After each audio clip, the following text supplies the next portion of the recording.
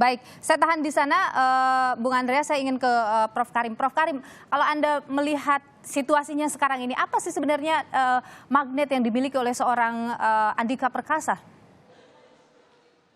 Ya, hadirnya Andika Perkasa dan masuk radarnya Andika Perkasa menurut saya merupakan salah satu angsa hitam dari perkembangan politik tanah air saat ini. Angsa hitam. Yang saya maksudkan dengan analogi angsa hitam itu adalah temuan baru yang diyakini bisa mengubah struktur yang ada.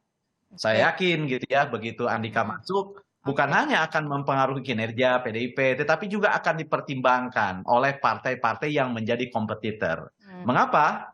Meskipun ya Andika Perkasa tidak 100% masuk ke dalam kriteria yang dibacakan oleh Ibu Ketua Umum sebagai calon wakil presiden, yakni mereka yang berpengalaman di eksekutif dan legislatif, tetapi calon lainnya masuk itu, kandidat lainnya, kriterianya masuk. Dia punya pengalaman, rekam jejak, dekat dengan rakyat dan lain-lain. Jadi menurut saya tidak aneh gitu ya, tidak aneh dan di awal dikatakan calon yang akan dibidik itu akan hadir. Itu yang pertama. Yang kedua, mengapa Andika? Jadi meskipun di dalam radar survei belum muncul, tapi kan kita percaya bahwa pertimbangan itu tidak satu-satunya didasarkan atas survei.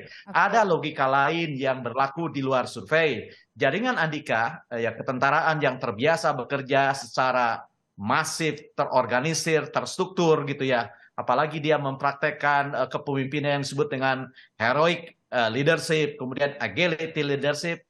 Menurut saya ini salah satu jawaban atas ketidakpastian menghadapi pilpres saat ini. Kenapa saya bilang ketidakpastian?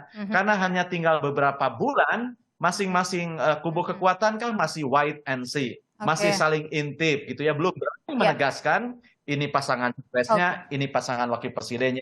Dalihnya selalu masih ada waktu begitu ya, dan ini kompak dilakukan. Apa itu artinya? Artinya ketiga kekuatan itu sama-sama mempraktekkan kehati-hatian, tetapi di luar itu ketiganya juga memprediksi ada faktor-faktor yang belum matang sehingga belum tepat sekarang saatnya untuk memutuskan. Karena teori mengatakan bukan hal yang bijak mengambil keputusan ketika faktor-faktor yang akan mempengaruhinya belum tetap.